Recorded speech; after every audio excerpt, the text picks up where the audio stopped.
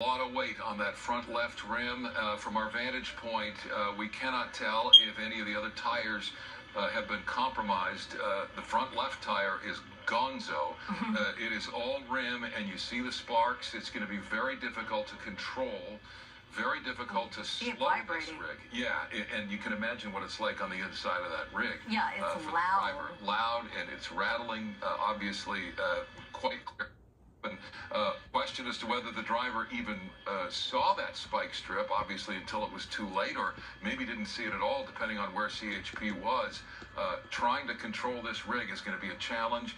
Now he's slowly beginning to come down into a speed where you worry a lot less, frankly. I mean, he was up at 50, 60 with no rubber on that front left at least.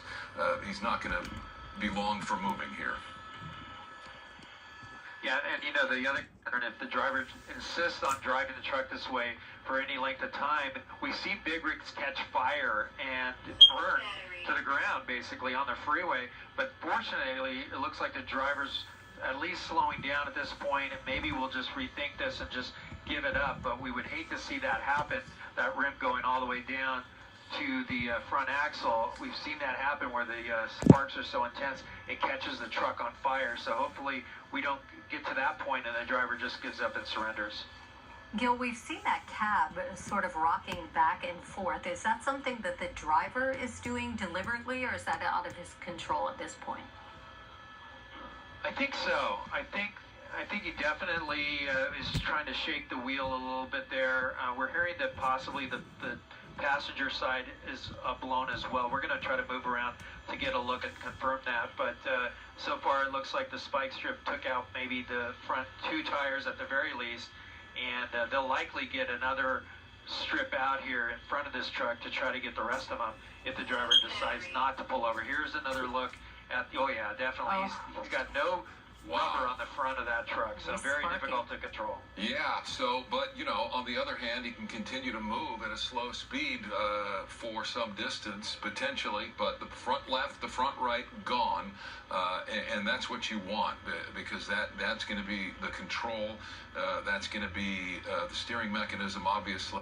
It's just not going to continue much longer like this. You wonder, I mean, these things are resilient. Maybe you can go 15, 20 miles an hour along the freeway here and just tear up that lane in the process, by the way.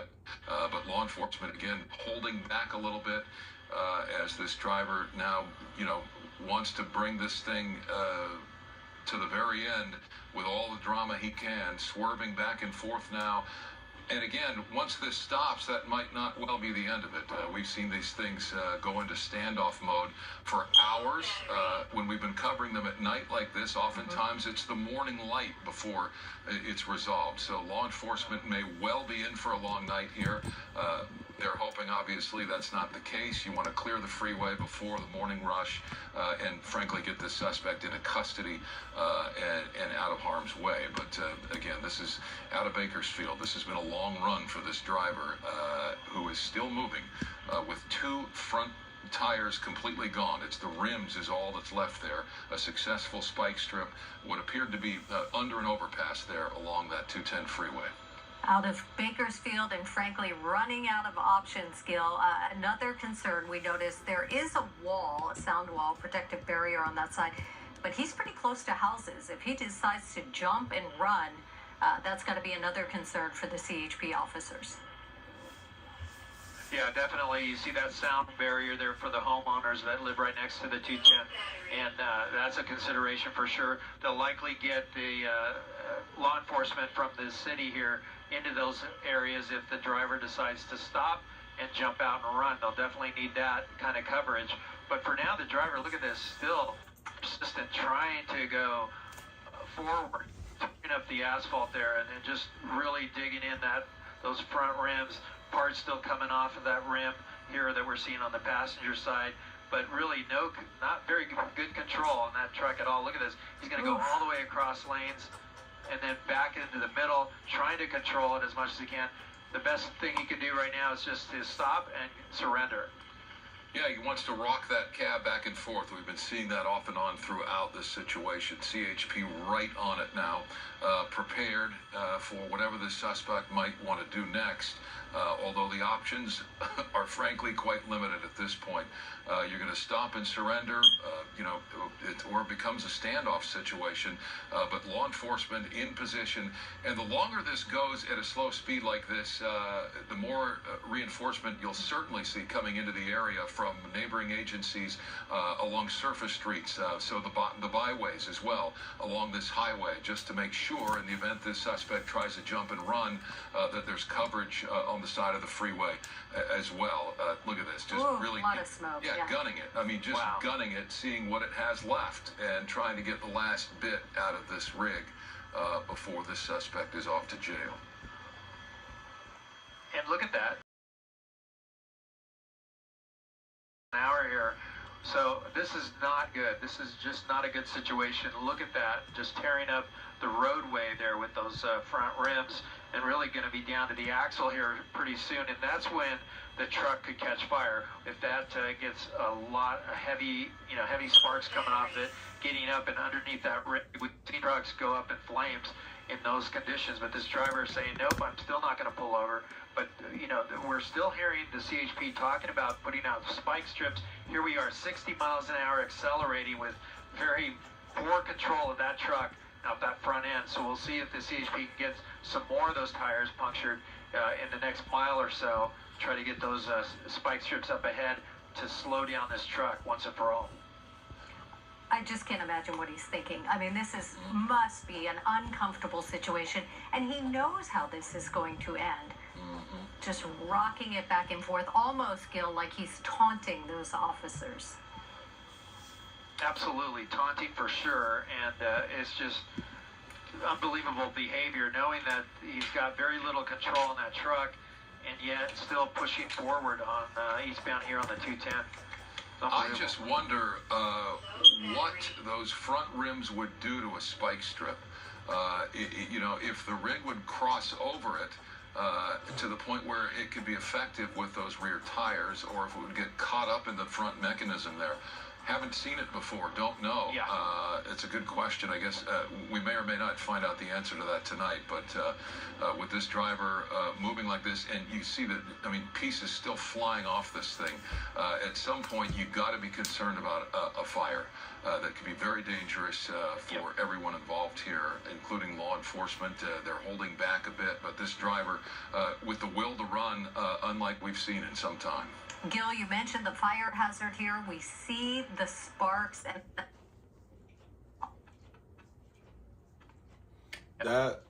that's an airplane passing through, so. On that front tire, and now it's just more and more sparks coming out, especially the driver's side right now. That's just asking for trouble. But I can tell you that the CHP copper, that's going to be the San Bernardino office, they're knowing about it. Look at this, a vehicle, CHP vehicle coming on the freeway there is kind of swerving into that officer there. But, that's just more taunting, more erratic behavior here of this driver, just absolutely refusing to pull over. Again, a stolen big rig out of Bakersfield, and as this develops, what promises to be a dramatic ending, we are going to sign off our broadcast air here tonight, but we'll continue with Sky 5 live over this scene, streaming on the KTLA 5 app, and of course at KTLA.com. We'll see you back here tomorrow night. Nah, chill, bro. Chill, bro. Nah, chill, bro. Why they cut it off, bro? Why they cut it off, bro? We not done with that, man. We not done with that. What's going on?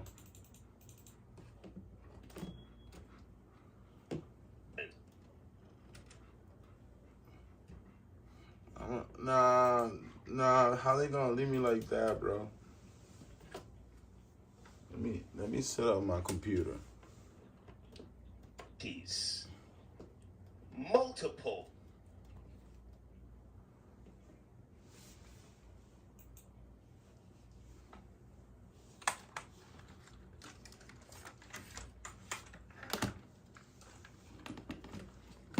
What the fuck? Branches are the extension of the tree. So we are the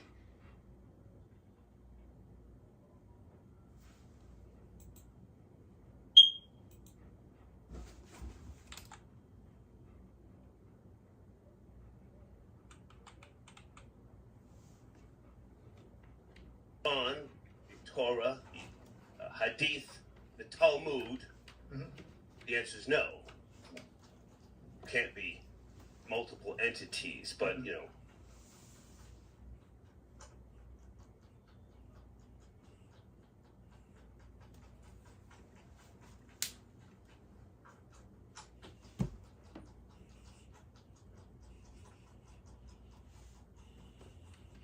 It's holy shit.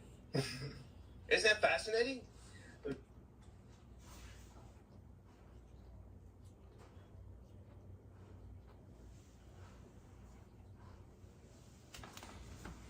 Did I went to the wrong one?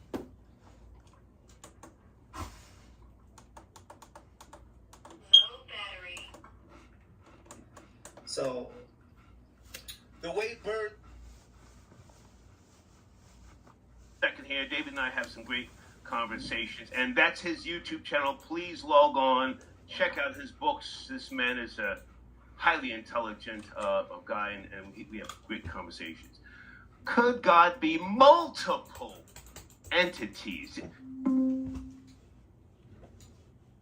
Yeah.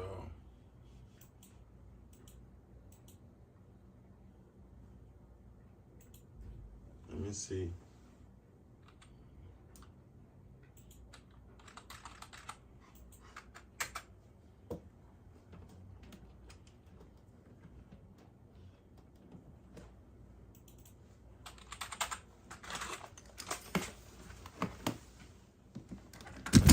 Bro.